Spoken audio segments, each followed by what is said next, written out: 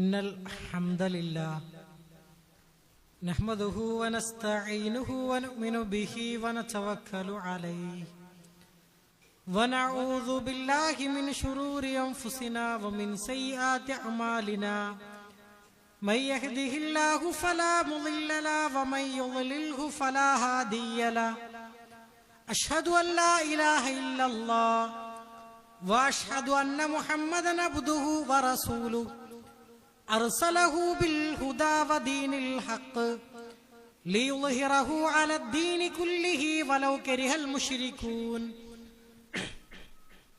اللهم صل على محمد وعلى آل محمد كما صليت على إبراهيم وعلى آل إبراهيم إنك حميد مجيد اللهم بارك على محمد وعلى آل محمد كما باركت على إبراهيم وعلى آل إبراهيم إنك حميد مجيد أما بعد فإن خير الحديث كتاب الله وخير الهدي هدي محمد مصطفى صلى الله عليه وسلم وشر الأمور محدثاتها وكل محدثة بدعة وكل بدعة ضلالة وكل ضلالة في النار أعوذ بالله من الشيطان الرجيم بسم الله الرحمن الرحيم يا أيها الناس اتقوا ربكم الذي خلقكم من نفس واحدة وخلق منها زوجها وبث منهما رجالا كثيرا ونساء واتقوا الله الذي تساءلون به والأرحام إن الله كان عليكم رقيبا بسم الله الرحمن الرحيم يا أيها الذين آمنوا اتقوا الله حق تقاته ولا تموتن إلا وأنتم مسلمون يا أيها الناس أوصيكم وإياي أولا بتقوى الله. ബഹുമാനരായ സത്യവിശ്വാസികളെ, വിശ്വാസിനികളെ, സർവലോക രക്ഷിതാവായ അള്ളാഹുവിന്റെ നിയമനിർദ്ദേശങ്ങൾ ജീവിതത്തിന്റെ എല്ലാ മേഖലകളിലും പാലിക്കണമെന്ന് ഓർമ്മപ്പെടുത്തുകയാണ്, വസിയ്യത്ത് ചെയ്യുകയാണ്. സാമ്പത്തികപരമായ വിഷയങ്ങളിൽ നമ്മൾ ശ്രദ്ധിക്കേണ്ട ചില കാര്യങ്ങളെ പറ്റിയാണ് ഇൻഷാ അല്ലാഹ് ഇന്ന് നമ്മൾ സംസാരിക്കുന്നത്. ഇസ്ലാം മനുഷ്യന്റെ ജീവിതത്തിലെ എല്ലാ മേഖലകളിലും വിശുദ്ധിയും നീതിയും ഉറപ്പാക്കാൻ വേണ്ടി നമ്മെ പഠിപ്പിക്കുന്നുണ്ട്. അതിലേറ്റവും പ്രധാനപ്പെട്ട ഒന്നാണ് സാമ്പത്തിക വിശുദ്ധി എന്നുള്ളത്. ഹലാലായ മാർഗത്തിലൂടെ സമ്പാദിച്ച ധനത്തിന് അല്ലാഹു തആല നമ്മുടെ ജീവിതത്തിൽ ബർക്കത്ത് നൽകും. എന്നാൽ ഒരാൾ ഹറാമായ മാർഗത്തിലൂടെയാണ് സമ്പാദിക്കുന്നത് എങ്കിൽ അയാളുടെ ഇബാദത്തുകളും പ്രാർത്ഥനകളും അല്ലാഹു തആല സ്വീകരിക്കുകയില്ല എന്നാണ്. സാമ്പത്തിക വിഷയത്തിൽ നമ്മൾ ശ്രദ്ധിക്കേണ്ട ഒരുപാട് കാര്യങ്ങളുണ്ട്. ഒന്ന്, സമ്പത്ത് എന്ന് പറഞ്ഞാൽ അത് അള്ളാഹുവിന്റെ ഒരു പരീക്ഷണമാണ്. വിശുദ്ധ ഖുർആനിൽ അല്ലാഹു തആല പറയുകയുണ്ടായി, വഅലമു അന്നമാ അംവാലുക്കും വഔലാദുക്കും ഫിത്ന. തീർച്ചയായും സത്യവിശ്വാസികളായ ആളുകളെ നിങ്ങൾ അറിയുക, നമ്മുടെ മക്കളും അതേപോലെ തന്നെ നമ്മുടെ സമ്പത്തും അത് അള്ളാഹുവിന്റെ ഒരു പരീക്ഷണമാണ് എന്ന്. ഹലാലായത് ഭക്ഷിക്കാൻ നമുക്ക് സാധിക്കണം. അല്ലാഹു തആല പറയുന്നത് യാ അയ്യുഹന്നാസ് കുലൂ മിമ്മാ ഫിൽ അർളി ഹലാലൻ ത്വയ്യിബ എന്ന്. ഹലാലായത്, പരിശുദ്ധമായത്, അതാണ് നിങ്ങൾ എന്ത് ചെയ്യേണ്ടത്, ഭക്ഷിക്കേണ്ടത് എന്ന് വിശുദ്ധ ഖുർആനിലൂടെ അല്ലാഹു തആല വളരെ കൃത്യമായി കൊണ്ട് നമ്മെ പഠിപ്പിക്കുന്നു. അതോടൊപ്പം പലിശ എന്നുള്ളത് അത് നിഷിദ്ധമാണ്. കച്ചവടത്തെ അല്ലാഹു തആല പരിശുദ്ധ ഖുർആനിലൂടെ പ്രോത്സാഹിപ്പിക്കുന്നു. അല്ലാഹു പറയുകയാണ്, അഹല്ലല്ലാഹുൽ ബൈഅ വഹറമ റിബ. അല്ലാഹു കച്ചവടത്തെ ഹലാലാക്കുകയും പലിശയെ നിഷിദ്ധമാക്കുകയും ചെയ്തു എന്ന്. ഒരാൾക്ക് ഹലാലായ മാർഗത്തിലൂടെ എത്ര വേണമെങ്കിലും സമ്പാദിക്കാൻ വിശുദ്ധ ഇസ്ലാം നമുക്ക് അനുവാദം നൽകുന്നു. ഹറാമായ മാർഗത്തിലൂടെ ഒരാളുടെ 1 രൂപ പോലും നമ്മുടെ സമ്പാദ്യത്തിലേക്ക് പ്രവേശിക്കാൻ പാടില്ല. യാ അയ്യുഹല്ലദീന ആമനു ലാ തഅകുലു അംവാലകും ബൈനകും ബിൽ ബാത്തിൽ. സത്യവിശ്വാസികളായ ആളുകൾ, നിങ്ങൾ പരസ്പരം ബാത്തിലായത്, നിഷിദ്ധമായത് നിങ്ങൾ ഭക്ഷിക്കാൻ പാടില്ല എന്നും വിശുദ്ധ ഖുർആനിലൂടെ അല്ലാഹു തആല നമ്മെ ഉണർത്തുകയുണ്ടായി. പലപ്പോഴും നമ്മളൊക്കെ ആലോചിക്കേണ്ട ഒരു വിഷയമാണ്, ഹറാമായ മാർഗത്തിലൂടെ സമ്പാദിക്കുന്ന ഒരാൾ, ശരിക്കും അടിവരട്ട് മനസ്സിലാക്കേണ്ട ഒരു കാര്യം, ഹറാമായ മാർഗത്തിലൂടെ സമ്പാദിക്കുന്ന ഒരാളുടെ ഇബാദത്തുകളും പ്രാർത്ഥനയും അല്ലാഹു തആല സ്വീകരിക്കും. ഇത് നമ്മുടെ മനസ്സിനോട് നമ്മൾ എപ്പോഴും ചോദിക്കേണ്ട ഒരു ചോദ്യമാണ്. അങ്ങനെ ഹറാമായ മാർഗത്തിലൂടെ ജീവിക്കുന്ന ഒരാളുടെ പ്രാർത്ഥനയെ, ഇബാദത്തുകളെ അല്ലാഹു തആല സ്വീകരിക്കുകയില്ല എന്ന്. അതിന് കൃത്യമായ ഒരു ഉദാഹരണവും റസൂലുള്ളാഹി സ്വല്ലല്ലാഹി അലൈഹി വസല്ലം നമുക്ക് പഠിപ്പിച്ചു. ഒരാള് ദീർഘദൂരം യാത്ര ചെയ്തിട്ടുണ്ട്. യാത്രക്കാരന്റെ പ്രാർത്ഥന വളരെ വേഗത്തിൽ സ്വീകരിക്കുമെന്നാണ്. അയാൾ ആകാശത്തിലേക്ക് കൈകൾ ഉയർത്തി യാ റബ്ബി യാ റബ്ബി എന്ന് പറഞ്ഞുകൊണ്ട് അള്ളാഹുവിനോട് പ്രാർത്ഥിക്കും. പക്ഷേ അയാളുടെ എല്ലാ മേഖലയും, അയാളുടെ സമ്പാദ്യം, വസ്ത്രം, ഭക്ഷണം, പാനീയം ഒക്കെ ഹറാമായ മാർഗത്തിലൂടെ അയാൾ നേടിയതാണ്. എന്നിട്ട് റസൂലുള്ളാഹി സ്വല്ലല്ലാഹി അലൈഹി വസല്ലം ചോദിക്കുകയാണ്, അയാളുടെ പ്രാർത്ഥന അല്ലാഹു തആല എങ്ങനെയാണ് സ്വീകരിക്കുക എന്ന്. അപ്പൊ ഹറാമായ മാർഗത്തിലൂടെ ഒരാൾ ജീവിക്കുകയാണ് എങ്കിൽ അയാളുടെ പ്രാർത്ഥന അല്ലാഹു തആല സ്വീകരിക്കുകയില്ല. സാമ്പത്തിക വിഷയത്തിൽ നമ്മൾ വളരെയധികം ശ്രദ്ധിക്കണം. പല ആളുകളും അവർക്കൊക്കെ പറ്റുന്ന ഈ കാലഘട്ടത്തിൽ ഏറ്റവും കൂടുതൽ നമ്മൾ ഭയപ്പെടേണ്ട ഒന്നാണ്, ലോൺ ആപ്പുകളിലൂടെ ആളുകൾ കടം വാങ്ങുന്നുണ്ട്. ഇപ്പൊ ഈ അടുത്ത കാലത്ത് വരെ ഒരു വിദ്യാർത്ഥി ആത്മഹത്യ ചെയ്തു. അതിന്റെ കാരണമായി ഒന്ന് പറയുന്നത്, ലോൺ ആപ്പിൽ നിന്ന് പൈസ എടുത്ത് അത് അടക്കാൻ കഴിയാതെ അവരുടെ ഭീഷണി മൂലം ആത്മഹത്യ ചെയ്തതാണ് എന്ന്. ഇന്ന് നമ്മുടെ യുവാക്കൾക്ക്, വിദ്യാർത്ഥികൾക്ക് ഇഷ്ടം പോലെ സംഖ്യകൾ ലോൺ ആപ്പുകളിലൂടെ, ഫോൺ പേ, പേടിഎം, അതേപോലെ തന്നെ സൂപ്പർ മണി, ക്രെഡ് പോലെയുള്ള ആപ്പുകളിലൂടെ 50,000-ഉം 1,00,000 രൂപയൊക്കെ വായ്പയായിട്ട് നമ്മുടെ കുട്ടികൾക്ക് ലഭിക്കും. അത് മാസം അടവ് തെറ്റുമ്പോൾ സ്വാഭാവികമായും അതിന്റെ ആളുകൾ ഇവനെ ഭീഷണിപ്പെടുത്തും. നമ്മുടെ ഫോണിലെ ഡാറ്റകൾ വെച്ച് അതിനെ മോർഫ് ചെയ്ത് നമ്മെ ഭീഷണിപ്പെടുത്തും. ചില ആളുകൾക്ക് അത് താങ്ങാൻ കഴിയാതെ അത്തരം ഡാറ്റകൾ പരസ്യപ്പെടുത്തുമ്പോൾ സ്വമേധയാ ജീവൻ ഒടുക്കുന്ന ഒരുപാട് ആളുകളെ നമുക്ക് കാണുവാൻ സാധിക്കും. നമ്മൾ മനസ്സിലാക്കേണ്ടത്, ഹറാമായ മാർഗത്തിലൂടെ നമ്മൾ ഒരിക്കലും കടം വാങ്ങാൻ പാടില്ല എന്ന്. വിശുദ്ധ ഖുർആനിലൂടെ അല്ലാഹു തആല പറയുകയാണ്, നിങ്ങൾ പലിശയിലൂടെ ജീവിക്കുകയാണ് എങ്കിൽ ഫാദിനു ബിഹർബിൻ മിനല്ലാഹി വറസൂലി, അല്ലാഹു അവന്റെ റസൂലും അവനോട് യുദ്ധം പ്രഖ്യാപിച്ചിരിക്കുന്നു എന്നാണ്. ഒരാള് പലിശയിലൂടെ ജീവിക്കാൻ വേണ്ടിയിട്ടാണ് ആരംഭിച്ചാൽ അവനോട് അല്ലാഹുവും അവന്റെ റസൂലും യുദ്ധം പ്രഖ്യാപിച്ചിരിക്കുന്നു എന്നാണ്. ചില കുട്ടികളൊക്കെ 1-ാം തീയതിന്റെ 5-ാം തീയതിന്റെ ഈ ലോൺ ആപ്പിൽ കൃത്യമായിട്ട് അതിന്റെ അടവടക്കേണ്ടി വരും. അടവ് അടക്കാൻ കഴിയാതെ വരുമ്പോൾ പിന്നെ അധികമായിട്ട് അതിന്റെ പൈസകൾ നൽകണം. 20,000 രൂപയായിരിക്കും അടവായിട്ട് എടുത്തിട്ടുണ്ടാകുക.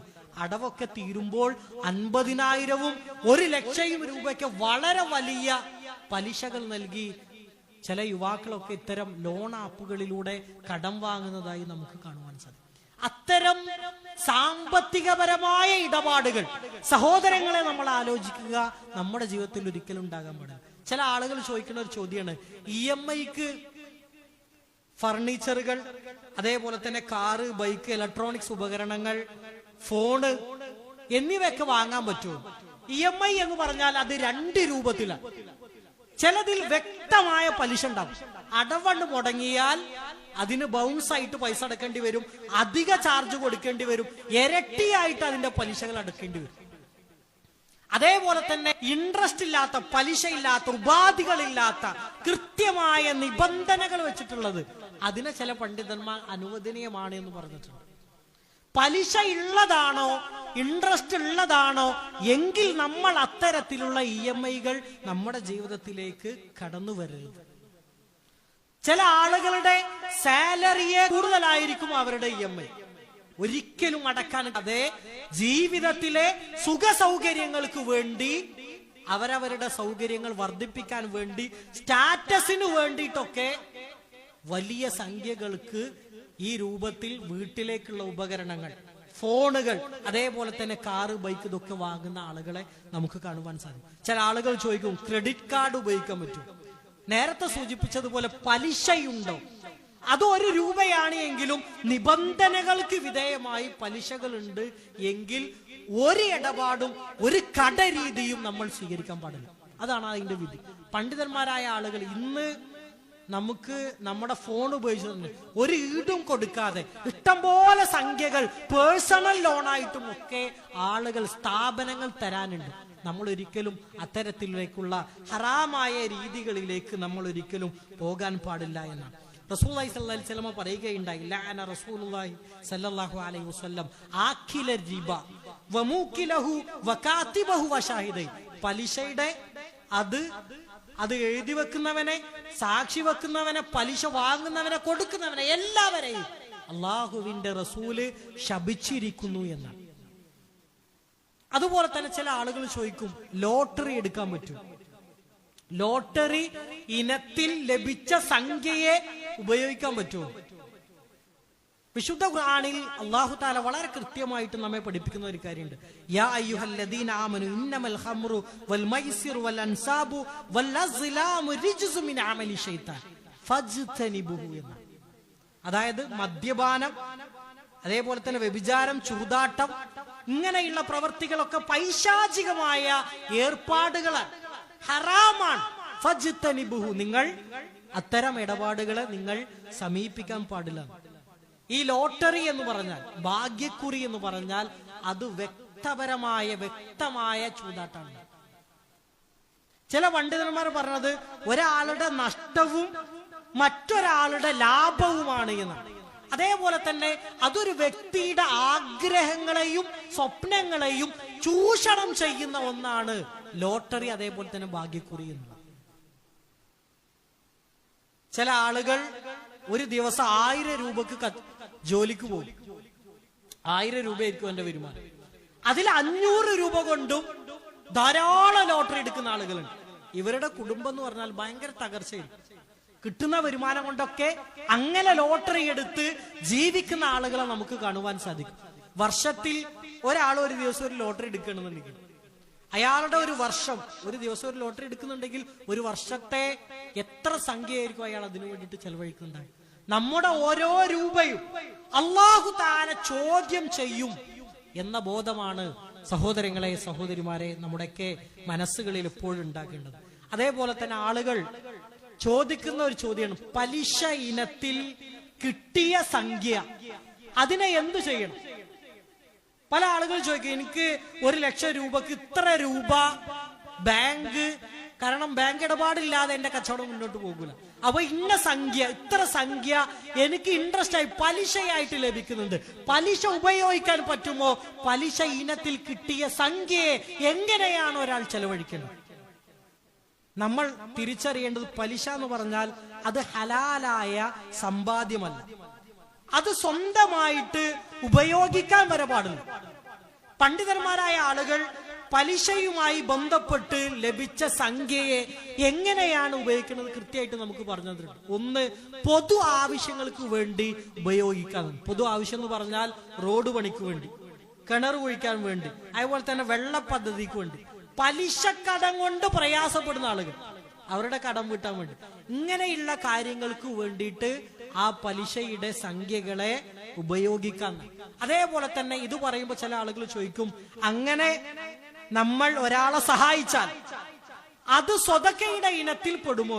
നേരത്തെ സൂചിപ്പിച്ചതുപോലെ ഇസ്ലാമിക നിയമപ്രകാരം പലിശ എന്ന് പറഞ്ഞാൽ അത് ഹറാമാണ്, നിഷിദ്ധമാണ്.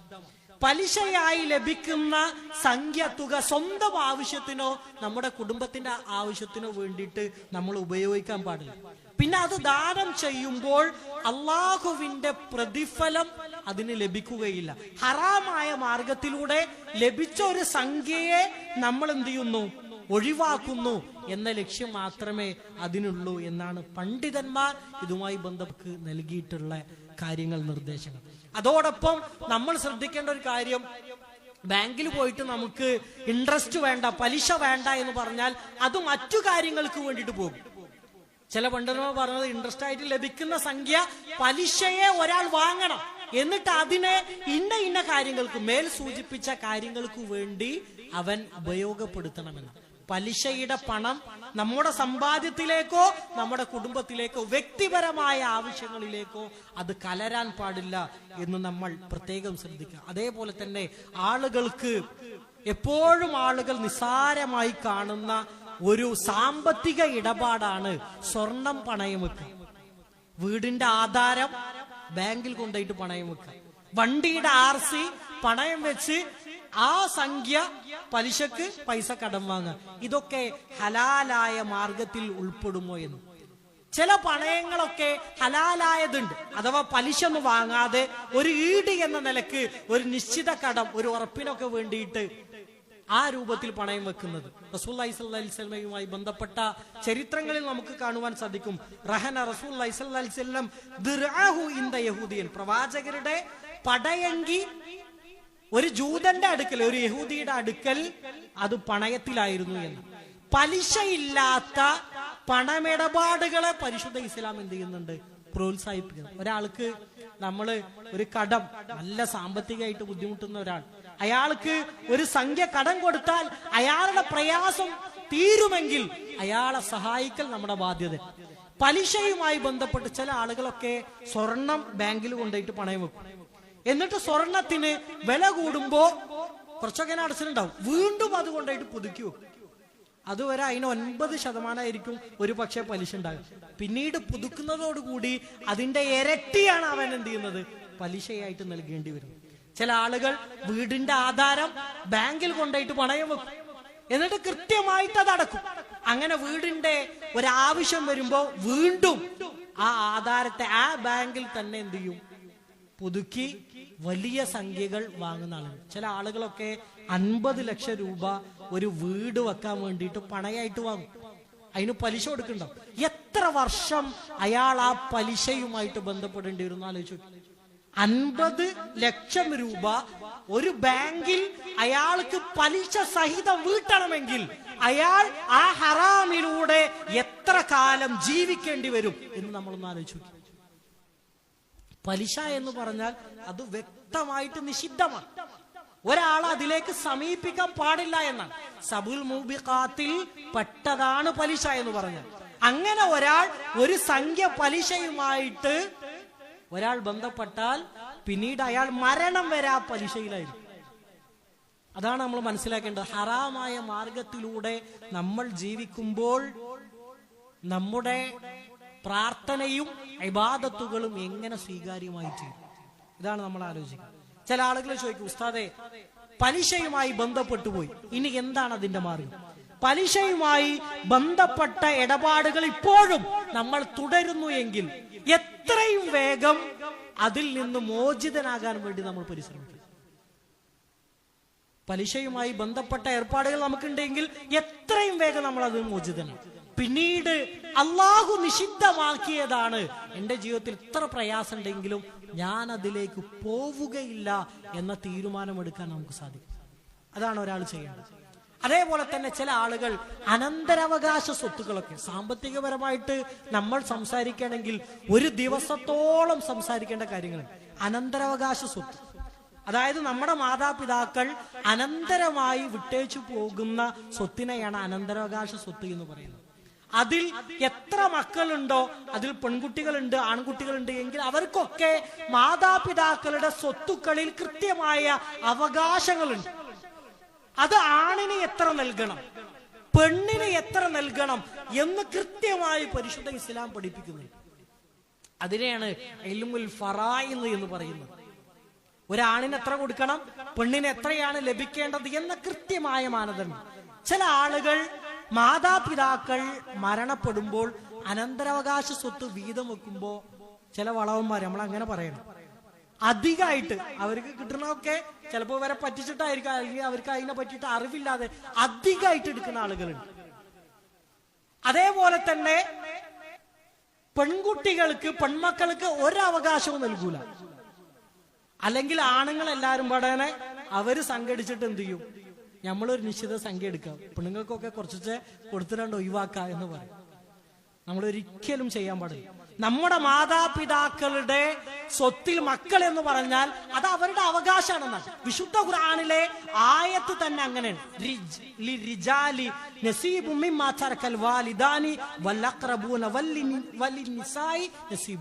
അതായത് സ്ത്രീകൾക്കും പുരുഷനും തന്റെ മാതാപിതാക്കൾ വിട്ടേച്ചു പോയ അനന്തരാവകാശ സ്വത്തിൽ അവർക്ക് അവകാശമുണ്ട് എന്നാണ്. അങ്ങനെയാണ് വിശുദ്ധ ഖുർആൻ പഠിപ്പിക്കുന്നത്. അതിൽ നമ്മുടേതായ രൂപത്തിൽ കൈകടത്തലുകൾ നടത്താൻ പാടില്ല എന്നാണ്. നടത്തിയിട്ടുണ്ട് എങ്കിൽ അതിന്റെ അവകാശങ്ങൾ നമ്മൾ കൃത്യമായിട്ട് തിരിച്ചു നൽകണം. അനന്തരാവകാശത്തിന്റെ സ്വത്തിന്റെ കാര്യത്തിൽ നമ്മൾ കണിശത പാലിക്കണം. അതുമായി ബന്ധപ്പെട്ട അതിന്റെ വിധമൊപ്പം അറിയുന്ന ആളുകളുമായി സംസാരിച്ച് നമ്മുടെ അതിന്റെ ആണുങ്ങളുടെ ഓഹരി എത്രയാണ്, പെൺകുട്ടികളുടെ ഓഹരി എത്രയാണ്, അത് കൃത്യമായി ഇസ്ലാമികപരമായ നിയമപ്രകാരം നൽകൽ, അത് ഇസ്ലാമികപരമായിട്ടുള്ള ബാധ്യതയിൽപ്പെട്ടതാണ്. അതേപോലെ തന്നെ ചില ആളുകളൊക്കെ ഇൻവെസ്റ്റ് ചെയ്യുമ്പോൾ നല്ല പൈസ ഉണ്ടാവും അവർക്ക്. ആ പൈസ ഒരു കച്ചവടത്തിൽ, ഒരു ബിസിനസ്സിൽ നിക്ഷേപിക്കുമ്പോൾ ഒരു ചിന്തയുമില്ലാതെ നിക്ഷേപിക്കുന്ന ആളുകൾ. ചില ആളുകളൊക്കെ പറയും, ഒരു നിശ്ചിത സംഖ്യ തരികയാണെങ്കിൽ ഇഷ്ടം പോലെ കമ്മീഷൻ തരാം, എല്ലാ മാസവും കമ്മീഷൻ തരാം. ചില ആളുകൾ പറയും മാസ ലാഭം തരാം, ഞങ്ങളുടെ കച്ചവടത്തിൽ കൂടിയാല് മാസ ലാഭം തരാം. അതേപോലെ തന്നെ ഇത് ഒരാളെ ചേർത്താൽ 10 ആളെ ചേർത്താൽ ഓരോ ആളുകൾക്ക് വെച്ച് ഇത്ര ശതമാനം കമ്മീഷൻ തരാം. അങ്ങനെയൊക്കെ പറഞ്ഞ് കുറെ ഇൻവെസ്റ്റ്മെന്റ് സ്വീകരിക്കുന്ന ആളുകളുണ്ട്. സൂപ്പർ മാർക്കറ്റിലുള്ള നിക്ഷേപം, അതേപോലെ തന്നെ മറ്റേ വലിയ വലിയ കമ്പനികളിൽ ഇൻവെസ്റ്റ് ചെയ്യാണ്, ഹലാലായ കുറെ കച്ചവടങ്ങളാണ്, കുരുമുളക് കൃഷിയാണ് എന്നൊക്കെ പറഞ്ഞ് പാവപ്പെട്ട ആളുകളുടെ പൈസ കൊണ്ടുപോയി ചതിയിൽപ്പെടുത്തുന്ന ആളുകളുണ്ട്. ഇന്ന് ഈ സാമ്പത്തിക തട്ടിപ്പുകൾ എന്ന് പറഞ്ഞാൽ സുലഭമാണ്. നമ്മൾ അറിയാത്ത തന്നെ, നമ്മളൊക്കെ മുജാഹിദുകളാണ്, ഒരുപാട് കാര്യങ്ങളെ പറ്റി ചിന്തിക്കുന്ന ആളുകളാണ്. അതേപോലെ തന്നെ ചിന്തല്ലാതെ, പ്ലാൻ ഇല്ലാതെ ഒരു കാര്യത്തിലേക്ക് ഇറങ്ങാത്തവരാണ്. പക്ഷേ നമ്മളൊരു സംഖ്യ ഒരു കച്ചവടത്തിൽ, ഒരു ബിസിനസ്സിൽ ഇൻവെസ്റ്റ് ചെയ്യുമ്പോൾ കൃത്യമായിട്ട് അതിനെ പറ്റിയുള്ള ധാരണ നമുക്കുണ്ടാകും. ഈ കച്ചവടം എങ്ങനെയാണ് ഉണ്ടാകുന്നത്, അതേപോലെ തന്നെ ഇത് ഹലാലായ മാർഗത്തിലൂടെയാണ്, മറ്റൊരാളുടെ സമ്പത്തിനെ തട്ടിപ്പിലൂടെ ഇതിലേക്ക് വരുന്നത്, ഇതൊക്കെ നമ്മൾ പരിശോധിക്കണം. ഞാനതാ പറഞ്ഞു, നമ്മുടെ സംഖ്യ അത് 1 രൂപയാണ് എങ്കിലും അതിനെപ്പറ്റി റബ്ബ് നമ്മോട് ചോദിക്കുന്നു. സമ്പത്ത് എന്ന് പറഞ്ഞാൽ പരീക്ഷണമാണ്. നമ്മൾ മാസം ലാഭം കിട്ടും, കമ്മീഷൻ കിട്ടും എന്ന് പറയുമ്പോൾ അതിന്റെ ഹലാലിനെയും അതേപോലെ തന്നെ ഹറാമിനെയും പറ്റി പഠിക്കാതെ, ചിന്തിക്കാതെ ഇഷ്ടം പോലെ സംഖ്യ ചെലവഴിക്കുന്ന ആളുകളുണ്ട്. ഈ അടുത്ത കാലത്ത് ഒരാൾ പറയുന്നു, മൗലവി 50 ലക്ഷം രൂപ ഒരാളുടെ കയ്യിൽ പെട്ടുപോയി, കിട്ടാനൊരു മാർഗവും ഇല്ല, എന്താണ് ഞങ്ങൾ ചെയ്യും? ഞാൻ ആകെ പ്രയാസത. അത് ആലോചിച്ച് ടെൻഷൻ അടിച്ച് ഒരുപാട് അസുഖങ്ങൾ വെക്കുന്ന ഒരുപാട് ആളുകൾ നമുക്ക് കാണാൻ മനസ്സിലാക്കും. നമ്മളൊരു കച്ചവടത്തിലേക്ക് ഇറങ്ങുമ്പോൾ, ഒരു സ്ഥലത്ത് നമ്മൾ ഇൻവെസ്റ്റ് ചെയ്യുമ്പോൾ കൃത്യമായിട്ട് അതിനെപ്പറ്റി പഠിക്കണം. അതിന് സാക്ഷികൾ ഉണ്ടാകണം, എഗ്രിമെന്റുകൾ ഉണ്ടാകണം, അതിന്റെ രൂപങ്ങൾ എങ്ങനെയാണ് എന്ന തിരിച്ചറിവ് നമുക്ക് ഉണ്ടാകണം. ഇന്ന് ആ രൂപത്തിൽ നമ്മുടെ സാമ്പത്തികപരമായ കാര്യങ്ങളെ ചൂഷണം ചെയ്യുന്ന ഒരുപാട് ആളുകൾ, ഒരുപാട് സ്ഥാപനങ്ങൾ സുലഭമായി ഓരോ ദിവസവും ഇങ്ങനെ വർദ്ധിച്ചുകൊണ്ടിരിക്കും. ലാഭം തരാമെന്ന് പറഞ്ഞാൽ നമ്മൾക്ക് അത് 1-2 ലാഭങ്ങൾ കിട്ടിത്തുടങ്ങിയാൽ പിന്നെ നമ്മൾ മനുഷ്യന് സമ്പത്തിനോട് ഒരു ആർത്തി ഉണ്ടാവും. നമ്മൾ അതിലേക്ക് കൂടുതലായിട്ട് എന്ത് ചെയ്യും? ഇൻവെസ്റ്റ് ചെയ്യും. പിന്നെ മൊത്തത്തിലാണ് പോകും. അതായിരിക്കും ഉണ്ടാകുക.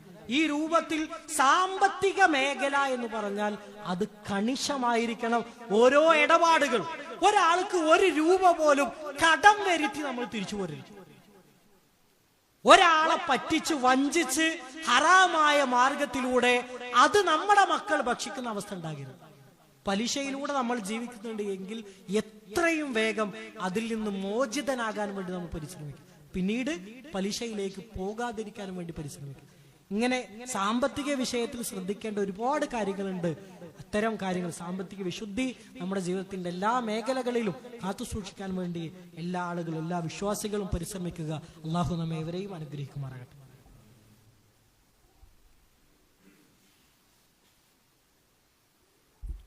അൽഹംദുലില്ലാഹി റബ്ബിൽ ആലമീൻ, അസ്സലാത്തു വസ്സലാമു അലാ റസൂലില്ലാഹി വഅലാ ആലിഹി വസഹ്ബിഹി അജ്മഈൻ. അമ്മാ ബഅദ്. ഒരിക്കൽ കൂടി അള്ളാഹുവിന്റെ നിയമനിർദ്ദേശങ്ങൾ ജീവിതത്തിന്റെ എല്ലാ മേഖലകളിലും പാലിക്കണമെന്ന് ഓർമ്മപ്പെടുത്തുകയാണ്, വസിയ്യത്ത് ചെയ്യുകയാണ്.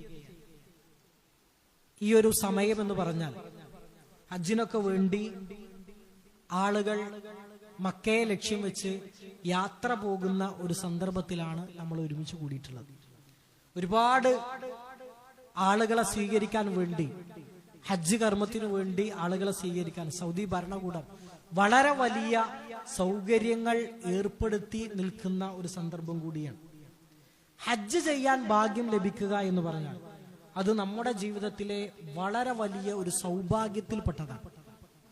പ്രവാചകൻ സല്ലല്ലാഹു അലൈഹി വസല്ലം ഒരു തവണയാണ് തന്റെ ജീവിതത്തിൽ ഹജ്ജ് കർമ്മം നിർവഹിച്ചിട്ടുള്ളത്. സാമ്പത്തികപരമായി കഴിവുള്ള ആളുകൾ ഹജ്ജ് കർമ്മം നിർവഹിക്കുക എന്ന് പറഞ്ഞാൽ ഇസ്ലാം കാര്യങ്ങളിൽ പെട്ടതാണ്, നിർബന്ധമാണ്. സാമ്പത്തികപരമായി ആരോഗ്യപരമായി കഴിവുള്ള ആളുകൾ ഒരു തവണയെങ്കിലും ഹജ്ജ് കർമ്മം നിർവഹിക്കൽ നിർബന്ധമാണ്.